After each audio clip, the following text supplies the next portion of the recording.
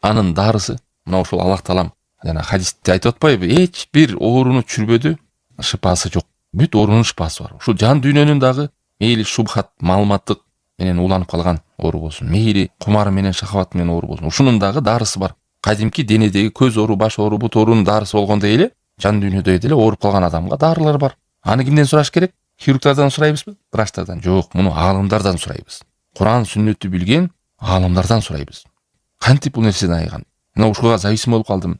Бирөө жанагындай уяттуу фильмдерди көрөт экен, бирөө болсо картинкаларды көрөт турса, бирөө жана аялдарды башып багат кечке. Лентаны ачып алып не дейт? Ошо не туш болсо, бирөөлөр болсо жанагындай бирөөлөрдүн үйүн аңдуу менен ооруп калган. Мунуку мындай экен, тигиндей экен. Ушинтип көз менен шахват. Бирөөлөр тиягы менен ооруп калган. Аны барып алып эртең хирургтан мен ушундай менен ооруп атам, карап атса алар айыктыра албайт андай. Бул нерсе тек гана Аллахка кайтуу менен, солих амалдар жасоо менен жана жүрөктөгү ошол ооруларды шыпасын пайдалуу илим менен, Куран, сүннөт менен анан ошонун рецебин аалымдар берет. Мына мондай кыласың, мындай кыласың, тигиден кайтасың, жолдорун баардыгын Куран сүннөт үйрөт. Ошол жол менен жүрөгүнө шыпа табат, жан дүйнөсү тазарат, напсиси тазарат. Пайдалуу илим бул Куранда, пайгамбар алейхиссалату вассалам сүннөтүндө. Аллахтын жардамы менен алхамдулилlah ушул оорудан адам арылат.